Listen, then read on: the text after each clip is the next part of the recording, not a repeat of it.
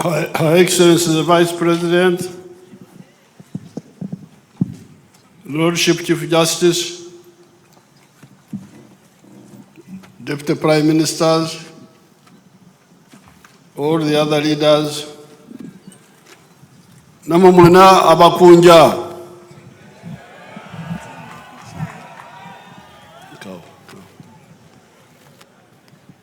Abakunja mwebale kujja. Biri ebyedde byaggwa oba bikyaliwo? Byaggwa ndeme okweraliikirira. Mbadde neeraliikiriddemu. Katonda yabazibwe.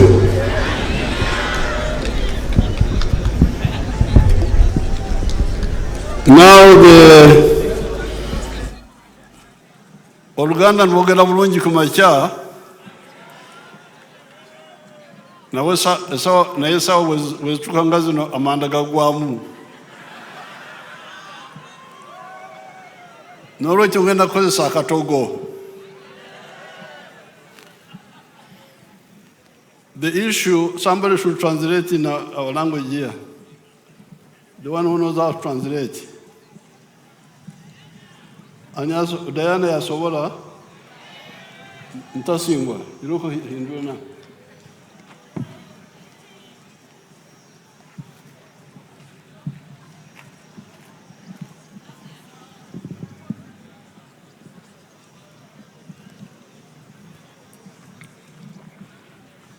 Kati ku kigambo ky'emirimu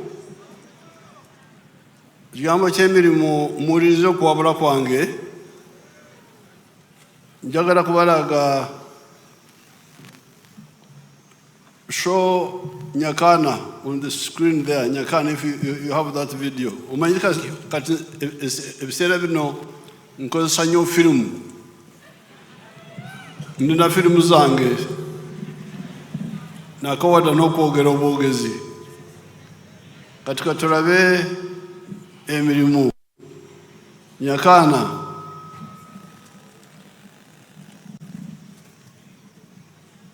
What's wrong with you? Leave it.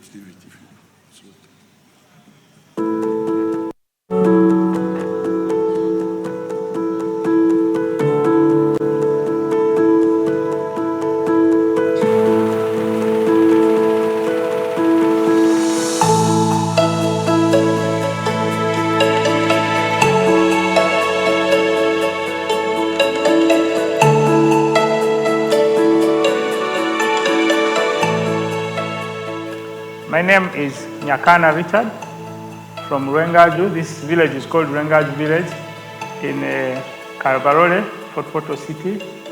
And where we are here is my home and it's my farm. The biggest landlord in this village of Rwengaju is having 7 acres. People are surviving on quarter an acre, half an acre. 80% of the population here, they are on half an acre, they are on quarter an acre. This farm and this home is seated on 1.5 acre. It is surveyed land. And 1 acre land here, where we are here, is costing 80 million Uganda shillings. It is very expensive. Our farm is called Kana Farm. It is having 4 economic activities. Number 1, we are in zero grazing of dairy cows. Number 2, we are in poultry, majorly for layer birds. Number 3, we are in feed processing for livestock. And number 4, manure production.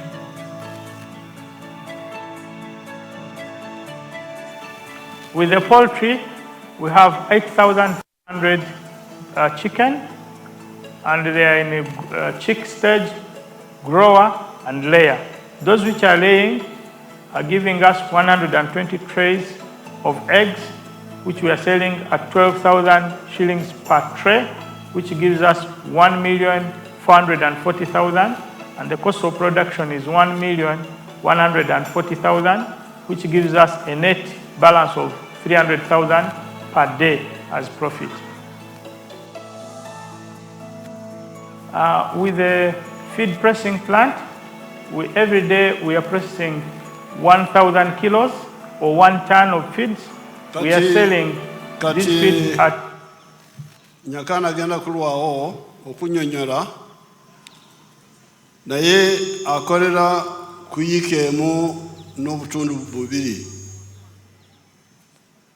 Alinawo enkoko z'amagi, muwulidde nti buli lunaku afuna amagoba ga 3,000 amagoba amaze okuggyako zakozeseza, ekitegeeza nti mu nnaku 10 alina amagoba ga 3,000,000, omwezi 9,000,000 amagoba, omwaka 18,000,000 mu magi. Alina n'ente z'amata, afuna ente z'amata nazo afunamu amagoba. Omwaka gwonna afiisawo 2,000,000 amagoba ku yiika emu. Naye ate akozesa abantu 15 bakola ebyemirimu byetwogerako. Akafaamu ako kakozesa abantu 15. Uganda erina yiikazi 40 ezosobola okulimiramu n'okulundiramu.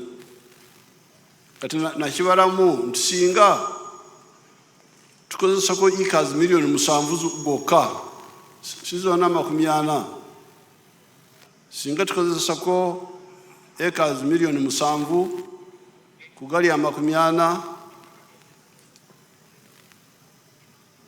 nga Nyakana bwakola oba ebirala ebifaanagana ebya Nyakana, yiikazi ezo 7,000,000 zigenda okukozesa abantu 15,000,000. Kitegeeza nti tugenda kukola emirimu egisinga obungi bw'abantu mu Uganda yonna. N'olwekyo, so what I'm telling these people is that Nyakana there, using 1.2 acres just for poultry, for eggs and for milk and a few other things, he has got net income of more than 200 million shillings a year, and he's employing 15 people. Uganda has got arable land of 40 million acres. If only 7 million of them were used like Nyakana is doing, and each one employed 15 people, would create 105 million jobs. More jobs than the whole population of Uganda. N'olwekyo ekyetaagisa wano kwe kuzuukuka abantu bave mu tulo muwulirize okuwabula. The problem is not job, the problem is being asleep. People are asleep. Eri yonna gye nvudde tolaba, I don't see serious farming.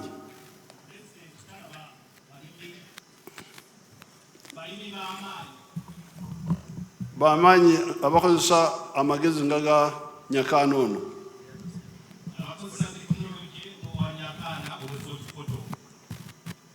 Therefore, what we need is really to be serious and stop running around.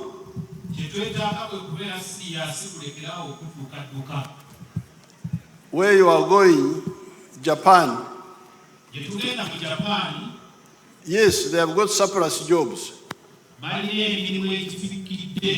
which you do when you go there. But Japan is a small country, it's slightly bigger than Uganda.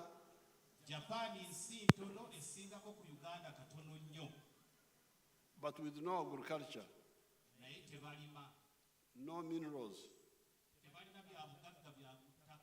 I think they only use the ocean, they have some sheep, fish, and maybe the manufacturing.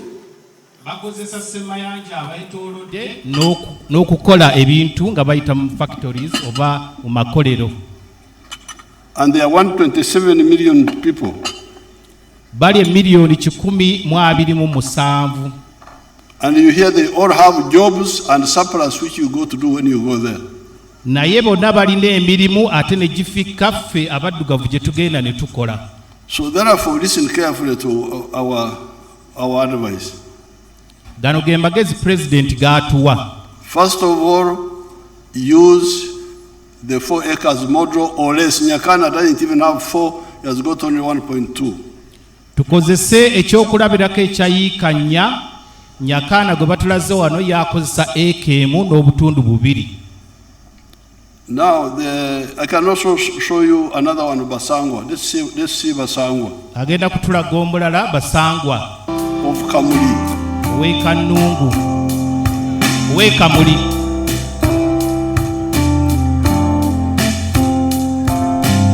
Nze Basangwa Johnson, Managing Director wa Jeka Poultry Farm. Jeka Poultry Farm eyaganibwa Bukwenge, Kamuli Municipality, Kamuli District. Mu 2007 twatandika obulunzi nga tutandikira mu Kamuli Town Council by then mu plot yali 50 feet by 100 feet. There's a foot ya 5 ku 10 eda itaka. Tutandika tutya twali nga tulina ebyobufuzi wano mu Kamuli nga waliwo ensonga nga chairman wero C5 omugenzi Kawuga bamwidukira Katonda mu ekyumulo ky'emirembe nga bamutoyiremu abantu banja abatamu application nga bali kwenda okufuuka ba chairman ba 5. Ai president yaida yatulungamya yakoba ati bana abantu mwena temusobola kuba ba chairman ba 5 aye abantu mujje mukola emirimu egindi ng'okulunda yayogera kulunda MBD okulunda enkoko byonna yabyogera nze na pickinga mu ky'okulunda enkoko n'atandika farm mu 2007 n'enkoko 5. Sawa dino wendogerera ku farm kuno tize mabega ntambwire. President yaida yankyalira mu 2010 nga nina enkoko 5,000 yasanukaini. Sawa dino tutambwire tulina enkoko 200 tufulumya amagi etro 2,000 buli lunaku. Etro 2,000 divaamu miliyoni 2 buli lunaku. Omwezi diba miliyoni 6. Omwaka tuba tuli mu biliyoni ze 6 n'ekitundu etuba tukolaki kuingiza. So tuwulirisa omulamwa gwa president okuva ku kiseera ekyo twakati katukigiireko. President awaire musanufu ino ku bintu byenkoze era nga buli kaseera nkyekingako. Wendogera kati tulina abakozi 300 betukozesa. Now you can hear Basangwa now. Muwulidde Basangwa. When I went there 2000 and Miaka Jagambire, the years he mentioned, they were fighting for the job. Yagendayo mu 2008 baali balwanira byabufuzi ekifo kya LC5. Then I said, but you cannot all be LC5. N'abagamba nti mwenna temusobola kubeera bakiyamaini ba LC5. Why don't you do other things? Lwaki temukola ebirala? And I told them of the 4 acres model. Era n'abasomesa ku nkola okukozesa acres 4. But for him, he took just one activity, the poultry for eggs. Basangwa ye yatwala kya kulunda nkoko. And he had no land. Naye talina ttaka ddene. He had only something 100 feet by 50 or something like that. Yalina ploti ntono ya futi 5 ku 10. But he started with that. N'atandika n'eyo. Now he's a very rich man now. Kati musajja mugagga nnyo. He's selling 2,000 trays of eggs per day. Atunda trays z'amagi 2,000 olunaku.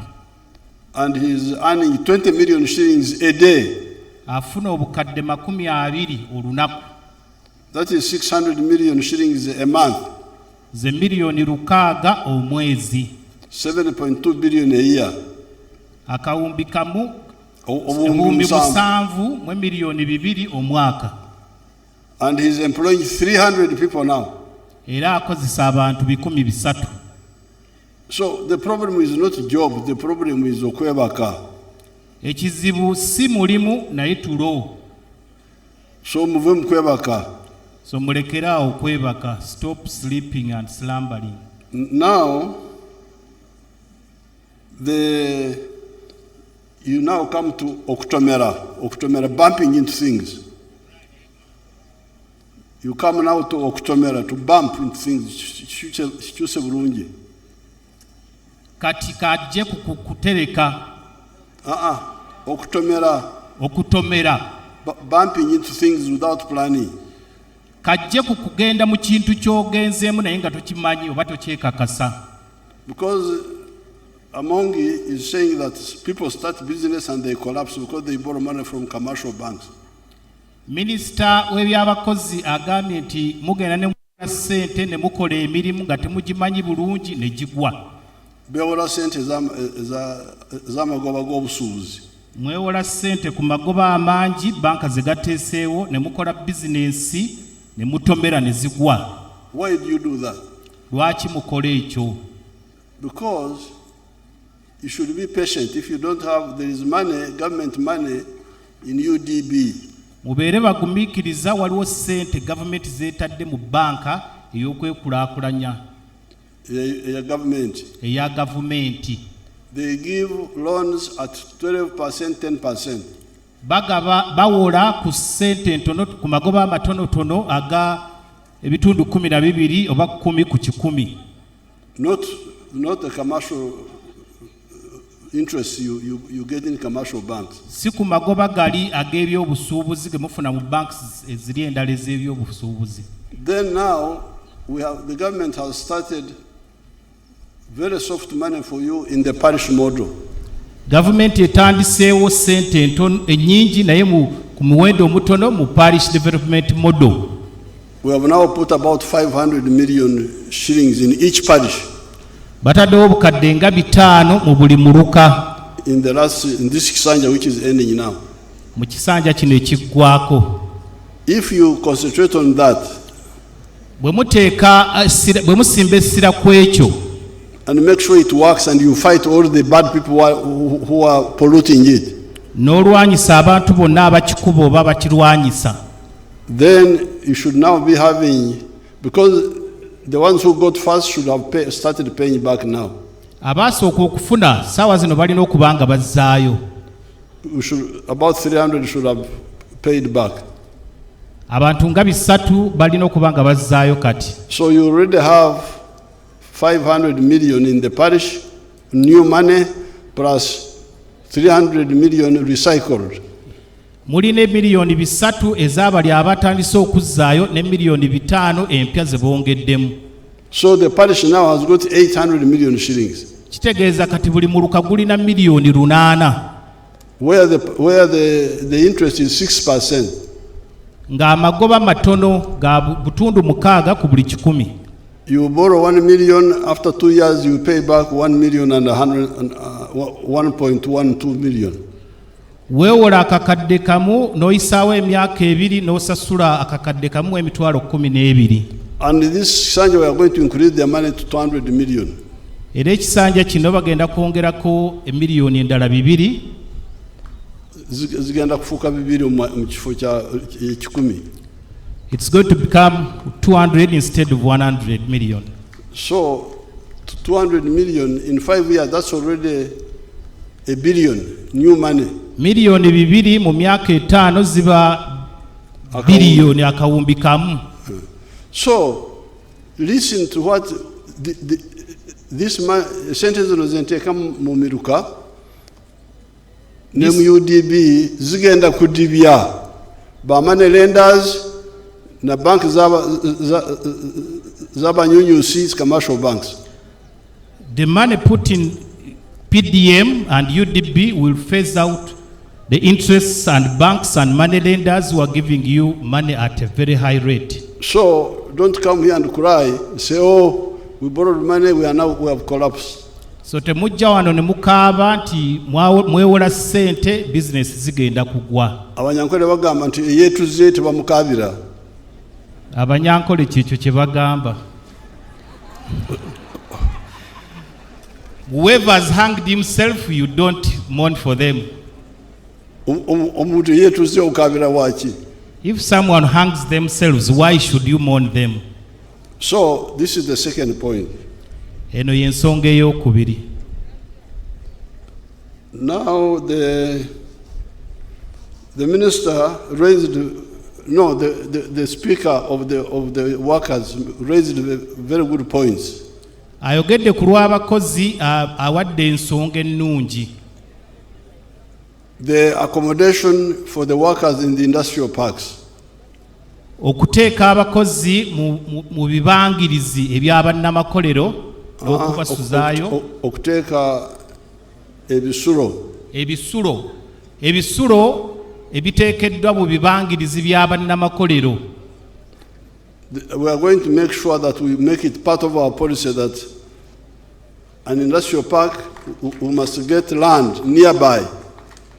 Kigenda kufuuka tteeka oba kyabuwaze nti buli kibangirizi ky'abannamakolero kibeerako ekitundu we kisuza abakozi baakyo. Maybe not the investor himself, we can get other people to invest in that land provided by the government. Kiyinza okuba nga bannamakolero si be bataddewo ebisulo naye bajja kufuna abantu abalala bazimbe ebisulo ebyo bikozesebwa abakozi abakola mu bibangirizi ebyo eby'abannamakolero. We shall get investors to build low-cost houses. Bagenda kufuna ba musigansimbi bazimbe ennyumba ku ssente ntonotono. Nearby. Nga ziri kumpi n'ebibangirizi by'abannamakolero. As part of the industrial park development. Nga kimu ku nkulaakulanya ey'ebibangirizi ebyo eby'abannamakolero. On the land provided by the government. Ng'ettaka eryo liweereddwayo gavumenti. And if we don't get these people, I will get National Housing Corporation to start doing it if we don't get private people to do it. Era President yeeyamye nti bw'aba tafunye bamusigansimbi basobola kuzimba nnyumba ezo yagenda kufuna ekitongole kya National Housing kizimbe ku lwa gavumenti. Engalo ezisingako awo. Now the other issue ensonga endala is the courses which don't have relevance in the job market. Kwe kusoma ebintu ebitalina mugaso mu kunoonya emirimu. Ebitayamba biyinza kuba n'omugaso, oli mugezi omanyi ebiri Bulaaya omanyi ebiriwa. Biyinza okuba nga bikuyamba mu kumanya naye nga tebikuyamba mu kufuna mulimu. Naye wano omukatale wano twetaaga ennyaanya. But here we need tomatoes in the market. You bring amayuni. And for you bring yams. So what do? We don't want yams. We want yams are good, but we don't need them. Wano tuba twetaaga nnyanja kati gwe bw'oleeta amayuni kiba oba totuyambye kiba tekigasizza bwetaavu buliwo. I'm very happy. Recently I met some young people. President musanyufu waliwo abavubuka be yasisinkana. Recently. Ebbanga eritali lyewala. They have got degrees in Swaswa. You know Swaswa? Bafuna degree mu nsonga z'okusoma eby'abantu enkula y'abantu na biki. And another one in procurement. Omulala mu kugula ebintu. Another one in psychology. Omulala mu kulowooza eby'obwongo eby'okutegeera kinajja oba kyolowooza. I asked somebody who had BSc psychology. N'abuuza oyo eyasoma eby'okutegeera oba okulowooza. What will you do with the bachelor degree in psychology? Nti diguli eyo egenda kuyamba ki? He says katale k'ebyemirimu. I can look at you and know what you are thinking. Asobola okutunuulira n'amanya ky'olowooza.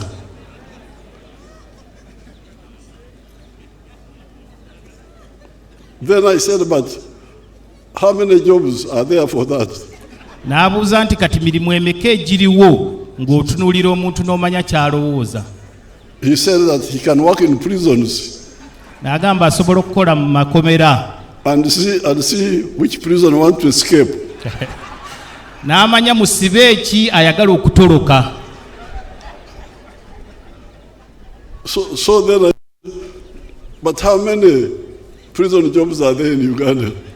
N'amubuuza nti mirimu emeka egiri mu makomera egifaanana bwe gityo. Teyakiddamu. He didn't respond. Now, these young people, abavubuka bano, they are now in catering. Kati beenyigidde mu kufumba. And providing services. Catering. Beenyigidde mu kufumba n'okugaba emmere oba okutunda emmere enfumbe. Because there are a lot of jobs for that. Kubanga waliwo emirimu mingi mu kisaawe ekyo.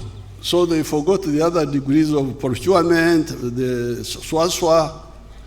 Ne beerabira diguri zaabwe ziri ze baasoma ez'okugula ebintu, simanyi okulowooza, kutunuulira omuntu n'omanya kyalowooza.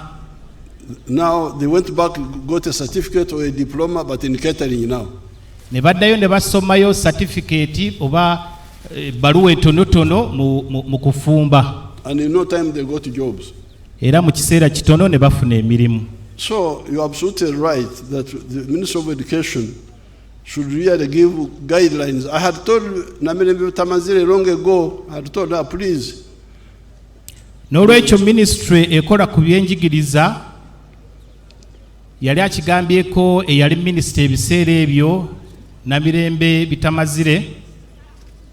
Because I could see the explosion of more graduates. Yali akirabye nti abatikkiddwa bagenda kuba bangi.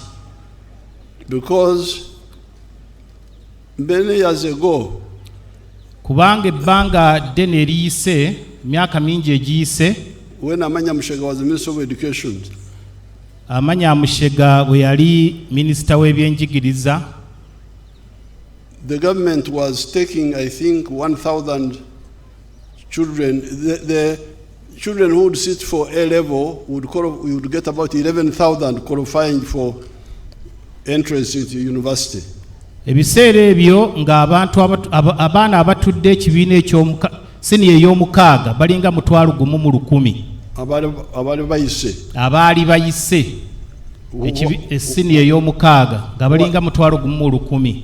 But the government was paying for only 1,000. Naye nga gavumenti esobola kusasulirako 1,000 lwokka. You remember those who are old enough when I said, but why? If they have passed, mujjukira abakuzeemu nti yabuuza nti naye bw'oba oyise, even if the government cannot pay for you, what if you can pay for yourself? Ne gavumenti bw'eba tesobola kukusasula kiba kitya nga gwe weesasulidde. And we introduced self-sponsorship. Ne baleetawo okwesasulira mu university. So now you would get now all the 11,000, the ones paid for by the government and the ones paid for by themselves, all coming to university. Ekyo ne kiyamba abaana bonna 1,100 abayise okugenda ku university nga bamu beesasulira ng'abalala gavumenti ebasasulira. Now you can check the figures much higher. I have not checked recently. The ones who go each year. Ebiseera bino kati ennamba eri waggulu nnyo ey'abagenda ku university n'amatendekero aga waggulu. But then I saw the danger. If you have got so many graduates, naye n'alaba obuzibu nti bw'olaba abatikkiddwa nga bangi, but studying these carelessly selected courses, naye nga mulonze amasomo ago agatakusobozesa kufuna mangu mulimu, what will happen? So I said the ministry should give guidelines. So n'abuuza nti kiki ekibaawo, n'agamba nti ministry erina okuwa okulambika. But it was not followed up as proper as it should be. Naye tebaakigoberera bulungi nga bwe bateekeddwa okukigoberera. But now I'm glad the delegate of the employees raised it. We are really going to take it up. Nti musanyufu nti akiikiridde abakozesa akyogedde era president agenda kiteeka mu nkola. But even the children who have already got this swaswa and all those, you can go back for retouring. You just get a certificate or a diploma in.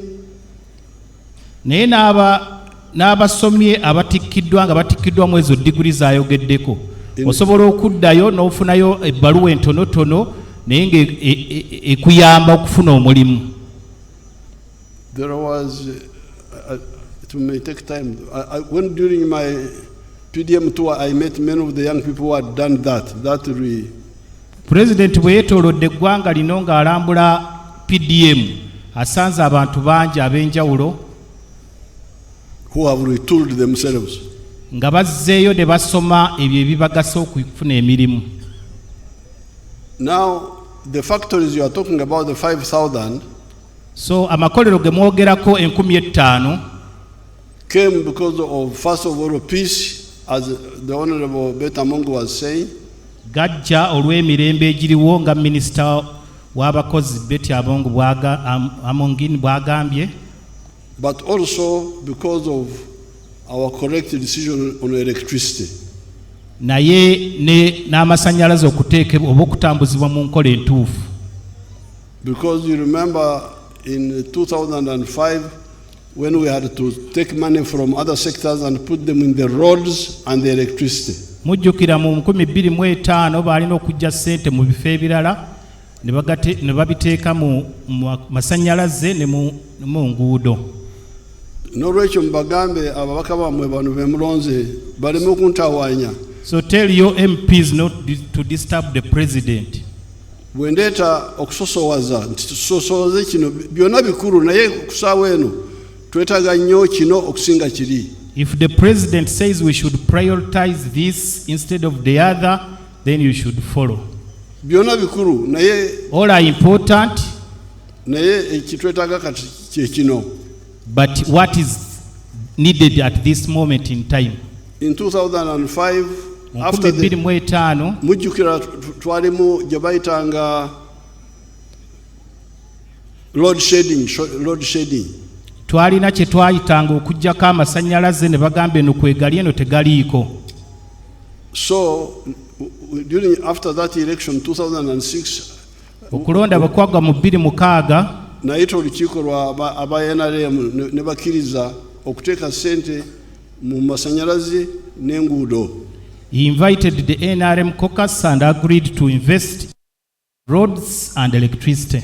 Waliwo ebirala byali bitubanja ng'amazzi kintu kikulu. There were other needs, for example water, because water is important. Education. Ebyenjigiriza. Even health. Ebyobulamu. And others. N'ebirala. Naye bw'oba oyagala ebyenfuna bigaziye. But if you want the economy to develop, to grow, waliwo ebyetaagisa mangu bweba tebiriwo ebyenfuna tebigenda kugaziya. There must be priorities, and in the absence of such, the economy won't develop, won't grow. Okujja kw'eddembe ekitawanya ab'amakolero ekirala. Apart from peace, what is disturbing the industrialists is power. Transport costs. Then you add transport costs. Oba ebisale ebyentambula. That's why government is now investing in the rail line. The train. Ebomba y'amafuta eyita wansi. The pipeline, oil pipeline. N'entambula ku nnyanja. And water transport. Kasi ebyo bibaawo ogenda kufuna ensaasaanya ntono ku masannyalaze n'ensaasaanya ntono ku ntambula. Once those are in place, the costs of transport and electricity will be low. N'olwekyo bamusiga nsimbi bagenda kwanguyirwa kubanga. Therefore the investors will find this easy. Ne tubasikiriza nti mujje kubanga amasannyalaze gali ku bbeeyi ya wansiko n'entambula nungi. They will be rewarded into Uganda because power and the road transport or road network is fine. Wadde amazzi gakyabula naye tegamala bulungi amazzi oba ebirala naye kati ye Museveni nsimbi agenda maaso n'azimba ekkolero n'atandika okutuweereza emirimu n'okwongera ku bugagga bw'ensi yaffe. Even if the water transport is not the best, but the water for drinking. water for drinking is not the best, but the investor can invest and then he starts reaping profits. And the country, And the country benefits. N'olwekyo ekigambo ekyo kati kyembasaba ebikulu nnyo biri nga bina. Therefore, the president is requesting for 4 issues or items. Ababaka bamwe ba parliament. Your MPs, Amasanyalazi. electricity, Tulina okwongera kukola amabibiro nga Ayago eryendala gali eyo. the government is investing in building more dams like Ayago and others, Kiba, Oryang, n'ebyamasanyalazi ebirala. and other power sources. Ebomba y'amafuta tukolagana ne Kenya. They are working in tandem with Kenya to build an oil pipeline. Egaali y'omukka tukolagana ne Kenya ne Tanzania. They are also in collaboration with Kenya and Tanzania to build the SGR. N'entambula yo ku mazzi tukolagana ne Kenya ne Tanzania. And water transport, they are working in unison. The East African countries. Bwetufuna ebyo, Once we get that, ate ne tufuna sente za UDB and we get money from Uganda Development Bank, for the investors, our local investors. kuba musigansimbi baffe abaamuno mu Uganda, The economy will grow. ebyenfuna bijja kukula. Ebirala biyinza kuba tetunabikola naye economy bwegaziya, We may not have done all, but once the economy grows, kigenda kutuyamba okukola ebitanakolebwa. it will aid us to do what we've not done yet. Ku ludda lwa agriculture, Ku ludda lw'ebyobulimi, PDM, Parish Development Model, tulina okulaba ntutongera sente mu ntegeko eyo. they are going to inject in more money. Mukiwagire. Mukyebaze, thank the president and the government for that. Please support that program. Ate mu byalo byonna, mu mirika yonna mulabe nti amaka gayingira aganne gye gakolera gonna genyigira mu PDM. And in all villages and parishes, ensure that everyone is involved in PDM. Kubanga wetwatandikira Operation Wealth Creation, Because at the time OWC was started myaka 2013, in 2013, abaali bazize sente baali 68 ku buli 100.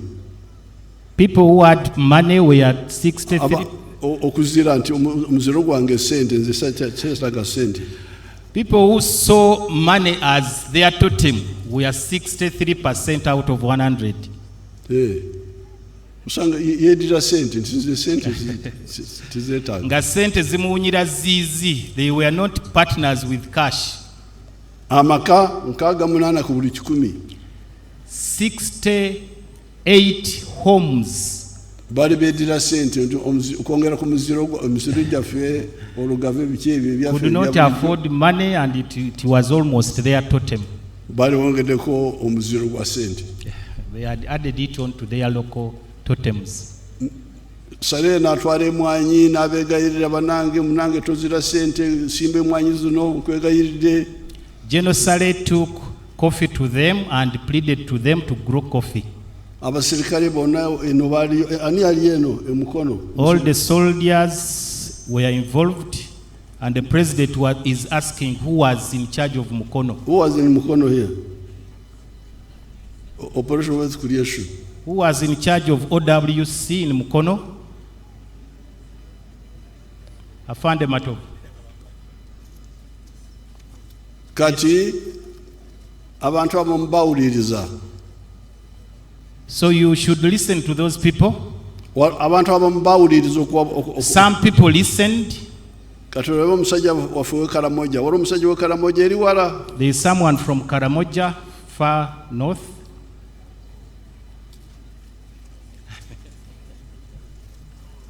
In Abim district. My village here is called Arangetoy West.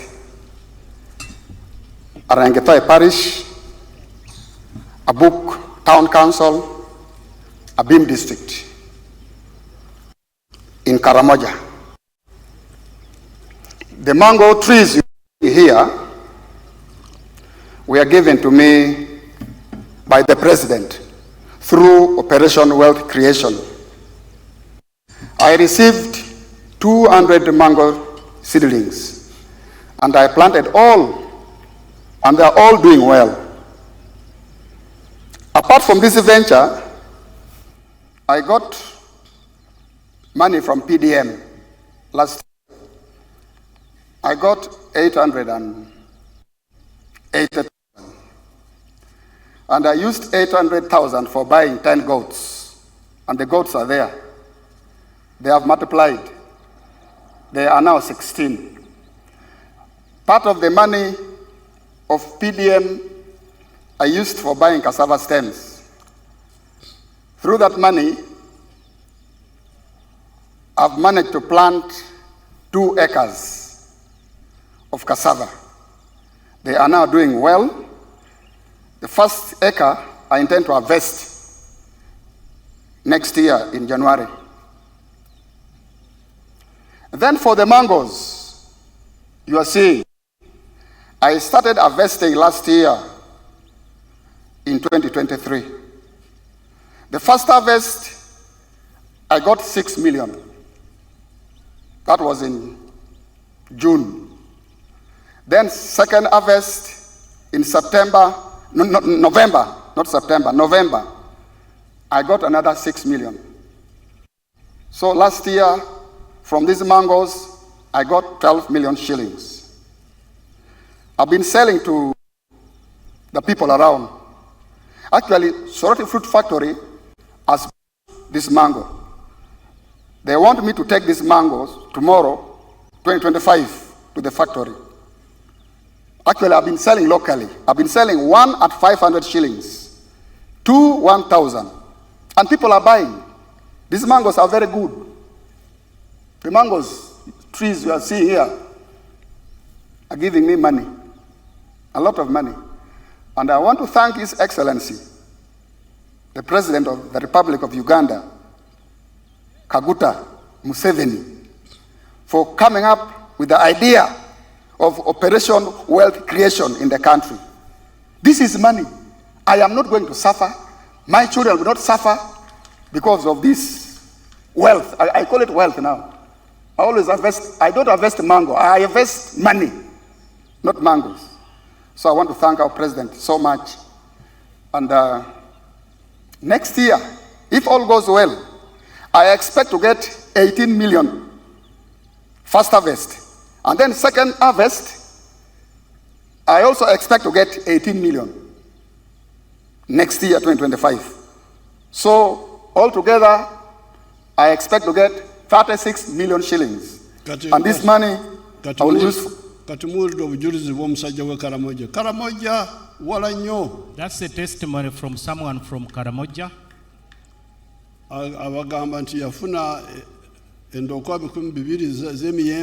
He got 200 seedlings of mangoes and he planted them.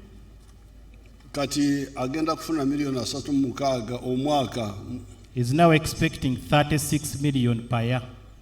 Operation Wealth Creation. He got this from OWC.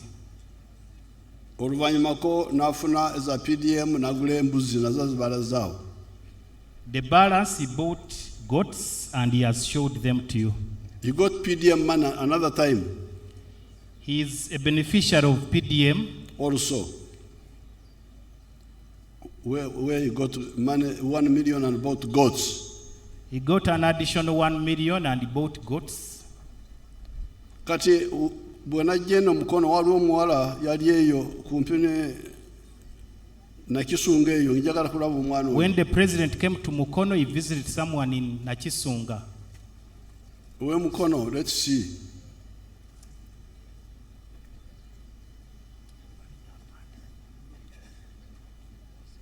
The one of Mukono.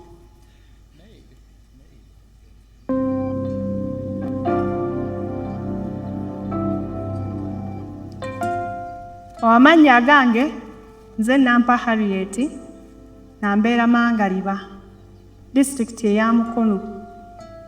Nafuna ssente za PDM nasaba $50,000 era ge bampa $50,000 nagafuna ng'ennaku z'omwezi 24 ogw'omukaaga 2023.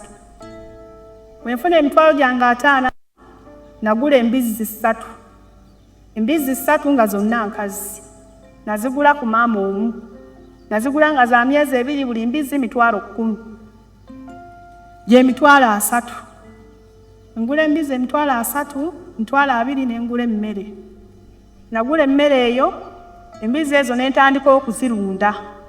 Natandika okuzirunda, naziriisangako ku muddo, amalagala, ebikuta n'enfumba, ne bulandi bwentyo, ne ntambuza embizi ezo ne ziweza emyezi 8. Bwe zaaweza emyezi 8, embizi ne zisala. Eky'omukisa omulungi embizi ezo zaasalira kumu, nga buli emu esinga ku munne waayo olunaku lumu ku 2. Embizi zaawaka. Bwe zaawaka, embizi yasooka n'ezaalira abaana 10. Ey'okubiri n'ezaala abaana 6. Ey'okusatu n'ezaala abaana 11. Be baana 27. Neefuna abaana 27. Bwe nfuna abaana 27 ne mbalunda ne bakula ne baweza emyezi 2. Ne nkwatako abaana 25 ne mbatunda ne nsigazaawo abaana 2, enkazi n'ennumi. Buli kyana nakitunda emitwalo 10,10. Ne nfuna obukadde bwange 2.5. Bwe nfuna obukadde bwange 2.5 nasanyuka nnyo. Ne nzijako akakadde kamu ne nkatereka ku saving. Ne nsigaza akakadde kange 1.5. Bwe nsigaza akakadde kange 1.5 ne nkakozesa okuddamu okugula emmere, okuziriisa obulungi. Awo nfunye ku kasente neeyongeddemu. Ne zitandika okulya ku mmere ennungi ddala. Era zaayanguwa okuddamu okusala. Ne ziddamu ne zisala ne ziwaka.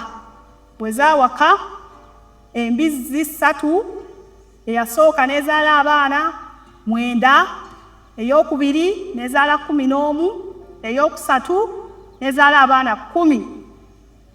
Nefuna abaana 30. Bwe nfuna abaana 30 nali musanyufu nnyo ne nnyongeramu amaanyi. Embizi ezo ne zirya bulungi era ne baziyonsa ne ziweza emyezi 2. Embizi eyo ey'okubiri abaana baayo baafunamu okuddukana. Baafunamu okuddukana, omusawo n'abajjanjaba naye abasatu baafa. Abasatu bwe bafa ne nsigaza abaana 27. Bwe nsigaza abaana 27 ne ntundako 25. Ne nsigazaawo abaana 2.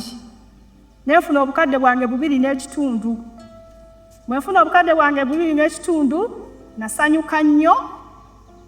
Ne ngenda ne ndeeta akakadde kange kali ke nasevinga ku lutu eyasooka ne mpeza obukadde bwange 3.5. Ne nkwata ne maama omu ne mutunda emitwalo 5.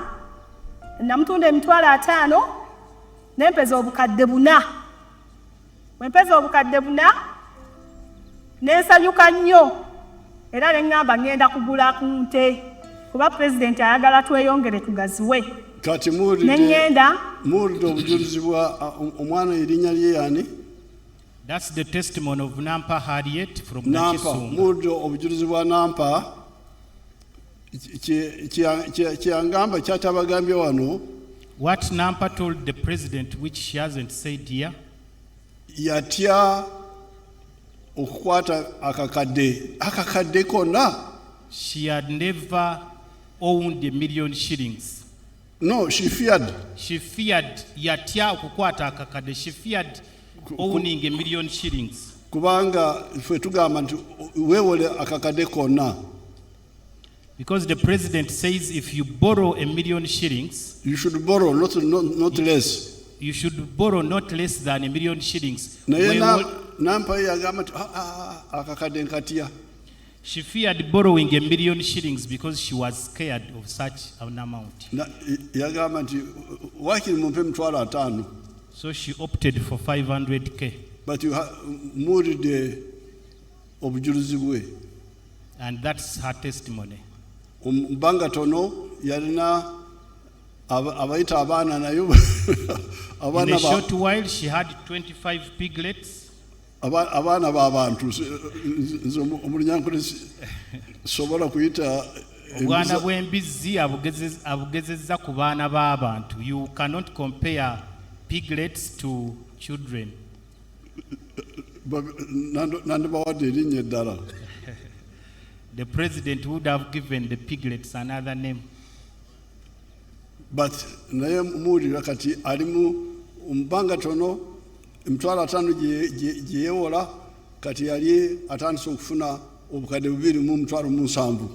In a very short time, from the 500,000 she borrowed, she was now owning 2.5 million. Ate n'atereka n'agula ate kati yali atuuse ku miliyoni 4 wetumugiriddeko awo. She saved and reinvested, and at this point she had 4 million shillings. N'olwekyo Therefore, kaweefube ono ow'okugoba okwebaka mu miruka. this effort was struggle for erasing slumberness or sleeping in parishes Must continue and get rid of all lack of income in the villages. kirina okugenda mu maaso tugobe obwavu mu byalo. Buli muluka abakulembeze ba parliament mulina okumanya omuluka guno walumu amaka meka. Each MP should know the number of homes in a parish Ameka gayingidde mu kugoba bwavu. and how many homes are in the money economy Ameka gakyali mu kwebaka. and how many are still slumbering. We don't want tetwagala okubeerawo twogera bwogezi awatali bwino. It shouldn't be a song, but there must be evidence backed by numbers. Or Now ebyebukwe wano ebyennyanja the issue of fish or fishery, fishing, in Buikwe here mu Buikwe wano, n'ebitundu ebirala ebiri kumpi n'ennyanja. and other parts of the country, lake shores, Mulina okukkiriza you've got to accept, nti n'enamboole ejjula. you've got to agree that even Nambole can be filled to capacity. Emipiira bw'ejja If there is a match, abantu baguza tiketi they sell tickets, naye batuuka ku kiseera kugamba nti enamba eyitiridde tetukyakkiriza omuntu kuyingira. but there comes a time and the organizers say we are no longer selling or issuing out tickets because we are overwhelmed by the numbers. N'olwekyo omujjuzo ku nnyanja gulina okuba n'ekikomo. Therefore, there must be a limit at the lake or the water bodies. Abantu bameeka abasobola kuvuba kyenkanawa, How many people should be involved in the fishing industry? and for how much, by how much, Era nga bali bameka, bafuna mmeka, bavuba kyenkanawa. bavuba how much are they fishing or collecting from the water Yes. bodies? So go on with the buli ayagadde ali mu nnyanja, buli ayagadde ali mu nnyanja. It must be. It should not be for everyone. There must be ekikomo. There must be a limit. Walina okubaawo ekikomo. The army people are involved, the Lieutenant General Kidigi is involved, abamaje babirimu. The army is involved fully. Naye mwena mulina okukimanya ng'abantu abategeera nti omujjuzo mu nnyanja si mulungi. But we should all know that the water bodies shouldn't be overwhelmed by numbers. Kati ebyo byonna bye twogera Now, all this he is saying, waliwo Katonda ebirabo byatuweereza. God gave us some gifts or presents. Ekimu ku byo mazzi n'entobazi n'ebisaalu. One of them is the water or the water bodies and the swamps. Bwe mbadde nzijja eno nsaaza abantu bali mu ntobazi. When the president was coming to this function, he met people in swamps bataddemu omuceere, growing rice. Ensi eringa omubiri gw'omuntu. The country is like a human body. Katonda yatonda nti omusaayi guyita mu miswa. God made us in such a way that blood flows through the vessels, blood vessels. Nti bw'oba olya emmere togiteeka mu kutu, togiteeka mu nnyindo, ogiteeka mu kamwa. That once you are eating, or if you are eating, you should only put food in the mouth, not in the ears or nose. You cannot say because I'm eating I food kubanga njagala kulya ntadde emmere mu matu. You can't say that because you are so hungry you want to eat using the ears. Or through the nose. Oba mu nnyindo. Ogenda kufa. You are going to die. N'olwekyo mbeegayiride bannange muleme okuwakanya. Therefore the president is urging us not to resist engeri Katonda gy'ategekamu ensi. How God created the world. Mu kitabo ky'olubereberye Bishop Kagoda ayinza kukibadiramu. In Genesis, the bishop can tell us.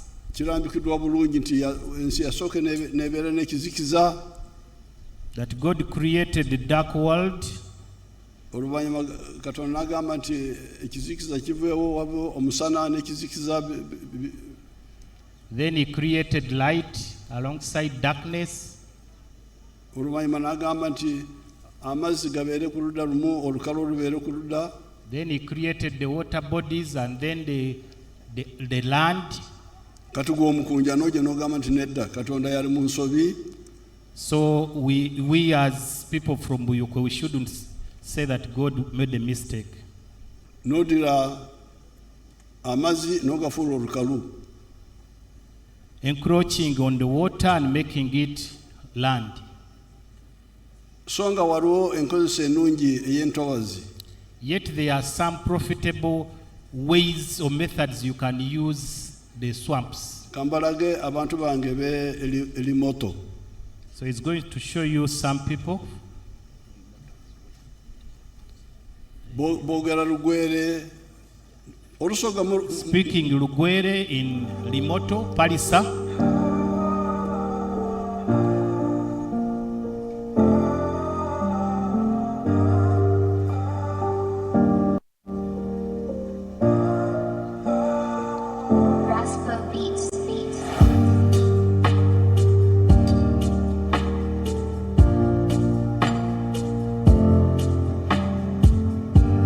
Amanya gange nzadde kusooka Majidu nga nze omubaka wa president mu kitundu kino. President bwe yansindika wano mu 2021 nasanga nga project eno eweddewo. Tasiki yange yasooka nengamba president ayogera nnyo ku project eno naye ekiri wansi tekiriwo. Najja ano ng'awo wonna waliwo omuceere. Twatulanga abakulembeze ne tugamba tulina okukyusa ekifo kino. Ekifo kino ekigendera kyakyo nti kitudde ku eka emu. We natula n'abalimi ne bangamba baali bajjamu ensawo 6 ez'omuceere. Ensawo 6 ez'omuceere mitwalo nga 21 nga weesanga nga eri emiliyoni 1 mu emitwalo 3. Ndi mulimi w'ebyenyanza. Nali ebiseera ebyasingira obungi nali ndi mulimu wa mutyere omusa naye ng'ekiseera kyemala omwigo omwo nga nimo mukyere kyali kiseera nga kiwanvu era nga n'amaani agenkozesa omwigo omwo gali maani nga mangi nga ntwale abaana bange tufuduukira omwo n'omwami wange nga ntwala tufuduukira omunyera omwo naye nga tukozesa maani mangi n'obulamu wona nga tumalira mwigo omwo naye nga nenfuna gye tufuna mu katono kubanga yakwa omwigo omwo oluisi nolima olinza okulima eka zoti 5 6 naye ng'okwakufuna mulwisi ova munakansawo kamako muceere oluisi ofunire ino nokotera onfunire ko bunsawo 2 ate ng'ekisera kiremala olwo nga n'okufuna emmere yeika mba tinafune kuba ekisera kyo nyona mba nkimalira mumwiga awo nino ebalyo Baba Museveni His Excellency the President wa Uganda obaba yebala okutukulaakulanya era yebala okututoola omukuwonaawona naiza natuwa a project eno eyokuliisya ebyenyanza. What we have now here is a 1 acre model. If you combine all these 8 ponds, you make 1 acre. This 1 acre model has 72 farmers on this farm. As government, our goal here is 3 things. 1, we now have achieved the restoration of the wetland. But key, we are teaching the farmers the fish farming technology, how to grow fish. And the farmers, I cannot tell you, like you have talked to them, they now know how to grow fish. Nga sinalima byennyanja nali ndi mu muceere nga ndima muceere mu kibali nga ffe abamu ku bantu abawonoone obutonde naye nga tetulina alternative endala akuba twali tunoonya survival. So we twajja mu kulima ebyennyanja ne tulaba nga changes enkyukakyuka nene eriwo ne tufokasinga okulima ebyennyanja era tulina achievements gye tufunyeemu. Ebyennyanja tubirunda ebbanga ly'emyezi 8 ku 7 kisinzirira beriire bitya bikulire bitya kuba ebyennyanja oteekamu after 2 months olina okusampolinga noona muli mu gulamu imeka then tete mweyongera kasa mutuukya 700 grams ekitegeeza nti babituukira okulaniki okutunda oyinza okwagirya nga ekyennyanja kigeizere omyezi 6 tikigaana okukitunda olwa okusalako kosti yaki yemmere kuba emmere buli gyakoma okukula gyakoma okulya niki okulya emmere. We have introduced the chicken offals, which is very, very cheap. We buy 1 kilo of chicken offals from buyers at just 500 shillings. And every day we feed 40 kilos. That means it's just 20,000 shillings feeding. That means it is helping to cut the production cost by over 35%. Season yasookere 2022 twasitookingire male emitwalo 4 ne 2028 tubane cages ja 10 nga buli cage erimu engege tilapia 2025 jali emitwalo 2 eno mu male twasobola okufuna emiliyoni 5 emale twafuna emiliyoni 5 then engege tugifuna emiliyoni 10 ni emiliyoni 6 twafunire mu season yasookere. Season eyo twateekeremu emiliyoni 26 ekitegeeza nti twafuna emiliyoni 4 tufuna emiliyoni 6 twasoboire okugawula mu isa beneficiaries tugawulako emiliyoni 43 then emiliyoni 23 kati muwulira obujulizi bw'abantu abo. That's the testimony of those people. Omuceere gwe mulimamu gwe mukozesa okwonoona obutonde bw'ensi. The rice you are using to degrade the environment. Guvamu katono. The earnings are minimal. N'olwekyo entegeka yange gye njagala muwagire. Therefore, what the president is urging us to support. Waliwo osobola okuteeka ebidiba by'ebyennyanja ku lubalama lw'olutobazi si wakati naye ku bali. You can put fish ponds alongside the wetland, but not in the middle of the wetland. So olutobazi ruddewo. So you preserve the wetland. But you get fish ponds on the periphery. And then you get much more money. As you hear, they are talking of 56 million, 60 something per buli yika. Ne mufuna sente nnyingi mubawulidde nga bagamba $5,600,000 okuva mu buli yiika. Songa luli bali bafuna miliyoni nga 2 nga mu kifo kyekimu. Yet they were earning only 2 million from the same area, 1 acre. So n'olwekyo tulina okuzukuka tuleme okukola ebyekikafuiri. Therefore we have to wake up and roll our sleeves up. Tuleme okukola ebyekikafuiri. We shouldn't do unreligious who are things. ignorant. Nga tusinziira ku butamanya. Your Excellency, I have just been informed by the Minister, Ms. Diana Mutasingwa, that you instructed her to form a circle for people who are coming out of the wetlands. Yes. And then they start fish ponds. She has ably We shall back organized them. Tugenda kubawagira byetaaga mu sente ebiddiba ebyo tugenda kubayamba. So the president is going to invest money. Please katumukubire mu ngalo naddala abalimi abe. Ate waliwo ebitawaanya ebyennyanja, waliwo emisota giyingiramu ebikere nabyo birya ebyennyanja naye tugenda kubirwanyisa byonna tulina eddagala lyabyo. So the president is going to aid us not only in starting fish ponds but also to fight the problems that affect fish farming. Bangambye nti bw'osimbako amabaati n'ogasimba bw'oti negeetooloola ekiddiba emisota tegisobola kuyitawo. He has been reliably informed that if you put a fence of iron sheets around the pond, the snakes can't enter. And then you put akatimba ku mutwe. And you put a net on top. Ebikere ebiyinza kubuuka ne biyingiramu ne birya ebyennyanja byaffe. You shall have dealt away with the frogs which may affect your fish pond. We are going to start, especially, I will start in a small way this year, but next financial year, because this year we had to put a lot of money in AFCON and all those things. But next year, fish farming would be a priority. President agenda tutandika mpola mpola omwaka guno kubanga sente ezisinga zitadde mu mipiira mu tournament y'okutegeka emipiira gya Africa, naye omwaka ogujja agenda kwongeramu sente nnyingi. Your Excellency naddala mu buyuuko wano. Very good. Much obliged.